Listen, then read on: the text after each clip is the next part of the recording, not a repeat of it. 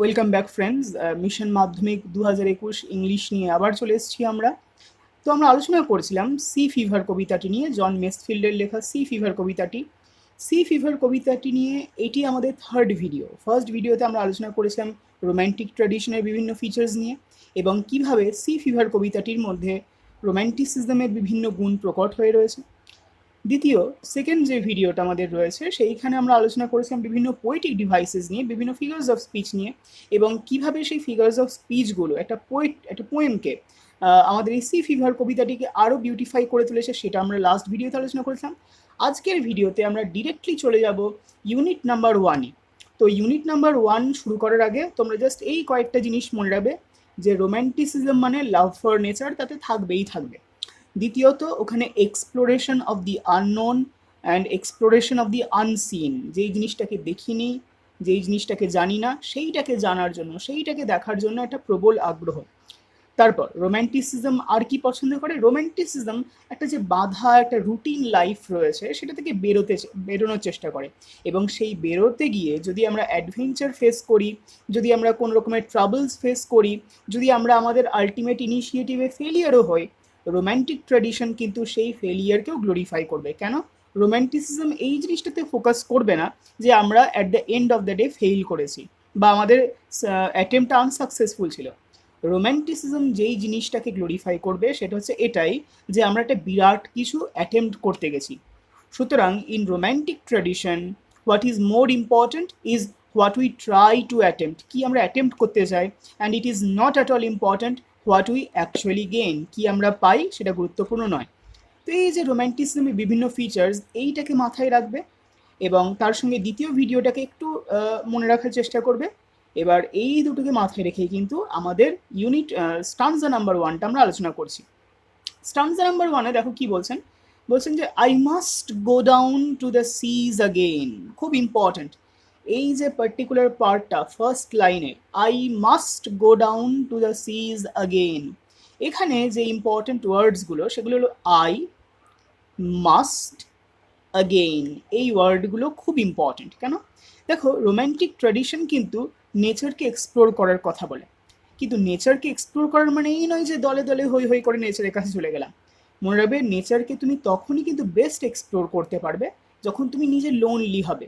কারণ তুমি যখন নিজে লোনলি হবে তখন কিন্তু নেচারের সঙ্গে তোমার কন্ট্যাক্টটা অনেক বেশি গভীর এবং অনেক বেশি প্রোফাউন্ড হবে। তুমি যদি অনেকজনকে নিয়ে যাও, হ্যাঁ ওখানে এনজয়মেন্ট হবে, কিন্তু নেচারকে আমরা ভালো করে এক্সপ্লোর করতে পারবো না। তো যাই হোক, এই পার্টিকুলার পোয়েমের স্পিকার তিনি কিন্তু আই, এই পোয়েট পার্সোনা কিন্তু আই। তার মানে বুঝতে হবে এখানে কিন্তু উই নয়, তার মানে এটা কিন্তু কোনো কালেকটিভ কনসিয়াসনেস নিয়ে আলোচনা হচ্ছে না, এটা ইন্ডিভিজুয়াল একটা এক্সপিরিয়েন্স নিয়ে। আই। নেক্সট যে ওয়ার্ডটা the modal auxiliary, look at the use of the modal auxiliary, it is very very significant. Must, তোমরা জানো must is a modal auxiliary which tries to give vent to certain things. Must modal অক্সিলারিটি use করে আমরা কী কী জিনিস বোঝাতে চাই? Strong desire, strong moral obligation and some kind of duty that we can never put down. যে দায়িত্ব, যে রেসপন্সিবিলিটি আমাদেরকে পালন করতেই হবে, ওর কোনো বিকল্প নেই, কোনো আলাদা অল্টারনেটিভ নেই, সেই জায়গাতে আমরা মাস্ট করি। তাহলে বলছেন I must go down to the seas, তাকে সমুদ্রতে যেতেই হবে। এবং মনে রাখবে এটা কিন্তু একটা পার্টিকুলার কোনো সমুদ্র জার্নি নয়, কোনো স্পেসিফিক সমুদ্রও নয়, কারণ কোনো স্পেসিফিক সি এর নাম করেনি, সিজ, কারণ অনেকগুলো সমুদ্র, কিন্তু কোন সেই সমুদ্রগুলোতে তিনি যাবেন তিনি নিজেই জানেন না। তার মানে যেটা আমরা বলতে চাইছি, রোম্যান্টিসিজম কিন্তু কোনো একটা জানা জিনিসের পেছনে ছোটে না, রোম্যান্টিসিজম সেই জিনিসটার পেছনেই ছোটে যেইটা কিন্তু অজানা।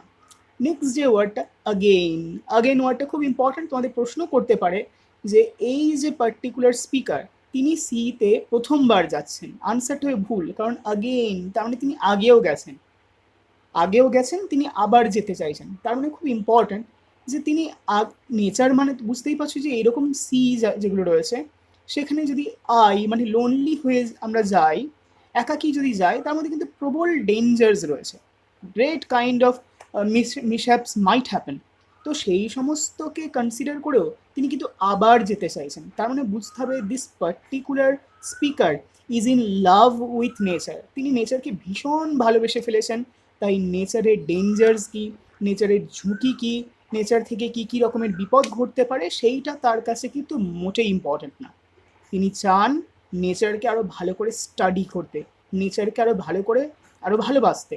সুতরাং এই জন্য তিনি ওই ভয়ঙ্কর sea is a symbol of danger, ওই ভয়ঙ্কর জায়গায় তিনি কিন্তু আবার যেতে, তিনি আগেও গেছিলেন এবং তিনি আবার যেতে চান। তার মানে বুঝতে হবে কবিতাটা যখন বলা হচ্ছে তিনি কিন্তু তার যে সি ভয়েজ, সমুদ্রযাত্রা, সেটা শুরু করেননি, কিন্তু তিনি আবার যাওয়ার পরিকল্পনা করছেন। নেক্সট কি বলছে দেখো, to the lonely sea and the sky. তিনি যেতে চাইছেন সেই সমুদ্রতে যেটা লোনলি। কেন লোনলি? খুব সিম্পল ব্যাপারটা, যে sea is a symbol of danger, sea is a symbol of trouble. সুতরাং যেই জায়গায় এত ডেঞ্জার রয়েছে, যেই জায়গায় এত ঝুঁকি, এত বিপদ রয়েছে, সেই জায়গাতে আমরা কেউই যেতে চাইবো না। সেই জন্য সাধারণভাবেই যারা সাধারণ মানুষ তারা কেউই যেতে চান না। সুতরাং সমুদ্র লোনলিই পড়ে থাকে, একাই পড়ে থাকে, কেউ সেখানে কিন্তু যাত্রা করার সাহস বা ঝুঁকিটা গ্রহণ করেন না। অ্যান্ড দ্য স্কাই, আর যেতে চাইছেন কোথায়? ওই আকাশের কাছে। আকাশ সমুদ্র, যেখানে আকাশ সমুদ্রের মিলন, সেই হরাইজন, এই প্রত্যেকটা অ্যাসপেক্টকে তিনি কিন্তু এক্সপ্লোর করতে চাইছেন। খুব ইম্পর্টেন্ট এই পার্টটাতে দেখো, তিনি কিন্তু যে অ্যাডজেক্টিভটি ইউজ করেন লোনলি, ওটা সি এর আগে ইউজ করেছেন, তিনি কিন্তু স্কাইয়ের আগে ইউজ করেননি। তার মানে তিনি একাকী বলছেন সমুদ্রটাকে, তিনি কিন্তু আকাশকে বলছেন না। কেন আকাশকে বলছেন না? কারণ আকাশে তারা অনেক রয়েছে। সুতরাং আকাশকে কোম্পানি দেওয়ার জন্য কিন্তু দেয়ার আর মেনি স্টার্স, কিন্তু সমুদ্রকে যে একটু সঙ্গ দেবে, সমুদ্রের যে একটু ফিলিং শেয়ার করবে, সেরকম কিন্তু কেউ নেই। সেই জন্য লোনলি অ্যাডজেক্টিভটি ইউজ করা হয়েছে সি এর আগে, and it is not used before sky. Next কি বলছে দেখুন, second line, and all I ask is a tall ship and a star to steer her by. আমরা আগের দিনই বলেছিলাম, দেখো ফার্স্ট এবং সেকেন্ড লাইন যদি পড়ো, I must go down to the seas again, to the lonely sea and the sky, and all I ask is a tall ship and a star to steer her by. তাহলে এই দুটো লাইনে দেখো S যে কনসোনেন্টটা, সেটা কিন্তু বারবার ঘুরে ফিরে আসছে। সুতরাং এটাকে আমরা কি বলবো স্টুডেন্টস? এক্স্যাক্টলি ঠিক ধরেছ, it is an example of alliteration, যেখানে কনসোনেন্ট সাউন্ড কিন্তু রিপিট হতে থাকে। তো যাই হোক, দ্বিতীয় লাইনে তিনি বলছেন all I ask is a tall ship. এখানে টল মানে কিন্তু জাস্ট লম্বা নয়, টল মানে এখানে একটা বিগ, একটা হিউজ, একটা জায়ান্ট।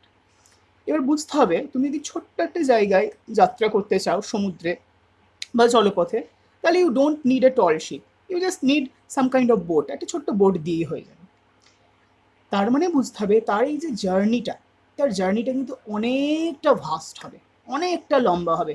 কতদিন পর্যন্ত চলবে এটা, সেটা আমরা ঠিক জানি না, তিনিও আমাদের কিছু ডেফিনেটলি বলেননি। কিন্তু এই ব্যাপারে একদম আমরা নিশ্চিত যে টল ওয়ার্ডটার মানে কিন্তু বিগ, এবং বিগ শিপ দিয়ে বোঝানো হচ্ছে the journey will be big, the journey will be very long. He is going out but he doesn't know when he will come back. তিনি কিন্তু জানেন না তিনি ফিরে কখন আসবেন। সেই জন্য remember, tall ship refers to long journey, and a star to steer her by, এবং তাকে যে পথ দেখাবে, হ্যাঁ কেউ তো নেই, কারণ তিনি একা যাচ্ছেন, তাহলে তাকে স্টিয়ার করবে কে, তাকে চালনা করবে কে, তাকে গভর্ন করবে কে? কোনো কম্পাস, কোনো টেকনোলজিক্যাল ইনস্ট্রুমেন্ট না, কিচ্ছু নয়। নেচারকে যদি ভালোবাসতে চাও, তাহলে কোনো টেকনোলজিকে সঙ্গে নিয়ে গেলে হবে না। নেচারের সঙ্গে যার এক্স্যাক্টলি একটা ইন্টিগ্রাল, একদম আন্তরিক সম্পর্ক, সেই মানুষকেই যেতে হবে, এবং প্রকৃতিকে সঙ্গ নিয়েই কিন্তু যেতে হবে। আমরা যদি একা বেরিয়ে পড়ি, একটু ভয় থাকবে, একটু বিপদ থাকবে, কিন্তু মনে রাখতে হবে প্রকৃতি কিন্তু আমাদেরকে সবসময় সাহায্য করবে, আমাদের গভর্ন করবে। সুতরাং যেটা বলছে যে আমার এই যে জার্নি, তো আমার এই জার্নিতে আমাকে কে লিড করবে, কে চালনা করবে? স্টার। একটা স্টার কিন্তু আমাকে লিড করবে, সেই কিন্তু আমাকে দিক বলে দেবে। তো বুঝতেই পারছো যে স্টার বলতে তিনি কোন স্টারকে রেফার করছেন? অবভিয়াসলি তিনি ধ্রুবতারাকে রেফার করছেন, কারণ ধ্রুবতারা যে পার্টিকুলার জায়গাটাতে ওঠে, সেই পার্টিকুলার দিকটা দিয়েই কিন্তু তিনি বাকি সমস্ত দিকগুলোকে আইডেন্টিফাই করতে পারবেন। সুতরাং তার পথ দেখানোর জন্য no technological instruments are needed, just nature is sufficient. Third লাইনে কি বলছেন? And the wheels kick and the winds song and the white sails shaking. এখানেও দেখো হুইল ডাব্লিউ দিয়ে শুরু হচ্ছে, উইন্ড ডাব্লিউ দিয়ে শুরু হচ্ছে, হোয়াইট ডাব্লিউ দিয়ে শুরু হচ্ছে। It is also an example of alliteration. আবার এই লাইনেই দেখো সং, সেল, শেকিং, প্রত্যেকটা ওয়ার্ড কিন্তু it begins with the consonant letter S. তাহলে এই সেন্টেন্সে দুটো অ্যালিটারেশন পাচ্ছি, ডাব্লিউর অ্যালিটারেশন এবং পাচ্ছি এস এর অ্যালিটারেশন। তো যাই হোক, কি বলছে, অ্যান্ড দ্য হুইলস কিক, আর তাকে কে পুশ করবে? কিক মানে অ্যাকচুয়ালি লাথি, কিন্তু এখানে লাথি তো নয়, কারণ জাহাজ লাথি মারতে পারে না। তো জাহাজের একটা যে হুইল রয়েছে, মানে চাকা রয়েছে, সেটাই কিন্তু তাকে পুশ করে নিয়ে যাবে। অ্যান্ড দ্য উইন্ডস সং, আর প্রবল বেগে হাওয়া বইবে, যেমন আমরা আগের টেক্সটেই পড়েছিলাম আর রানওয়ে গাইডে ম্যাগনিফিসেন্ট বা গ্লোরিয়াস উইন্ড, সেই রকম একটা হাওয়া থাকবে এবং সেই হাওয়াটা এতটাই সুন্দরভাবে প্রবাহিত হবে, মনে হবে কিন্তু যে ওটা অ্যাকচুয়ালি গান গাইছে। এবার উইন্ড কার অংশ? উইন্ড হচ্ছে নেচারের অংশ, তাহলে উইন্ডের সং বলছে, তার মানে বোঝাচ্ছে নেচারের সং, প্রকৃতি যেন গান গাইবে। সুতরাং ভয়ঙ্করের উদ্দেশ্যে তিনি বেরিয়ে গেছেন, কিন্তু তা সত্ত্বেও তিনি জানেন প্রকৃতি কিন্তু তাকে সমস্ত রকমভাবে সাহায্য করবে, প্রকৃতি যেন জীবন্ত মানুষ হয়ে তাকে গান শোনাবে, যাতে তার কখনো বোর না ফিল হয়। সুতরাং উইন্ডের যে সং, এই পার্টিকুলার ওয়ার্ডটা উইন্ডস সং, তোমরা আগের ভিডিও থেকেই বুঝতে পারছো যে উইন্ড তো গান গাইতে পারে না, অর্থাৎ এখানে উইন্ডকে পার্সনিফাই করা রয়েছে। And the white sails shaking, এবং যে সাদা রঙের পালটা রয়েছে সেই পালটাকে তিনি দেখবেন যে হাওয়াতে উড়তে এবং নড়তে, নড়াচড়া করতে, শেক করা মানে নড়াচড়া করতে। তার মানে তার এইভাবেই কিন্তু তিনি তার জার্নিটাকে ইনিশিয়েট করতে চান, জার্নি শুরু হয়নি কিন্তু করতে চান। And a grey mist on the sea's face, সমুদ্রের মুখে চাই একটা ধূসর রঙের কুয়াশা, ঠিক আছে। সিজ ফেস, সমুদ্রের কি মুখ হয়? না, হয় না। তাহলে এটাও একটা এক্সাম্পল কিসের? এক্স্যাক্টলি, এটাও একটা example, it is also an example of personification, because face, this particular attribute, is imposed on something that doesn't have life.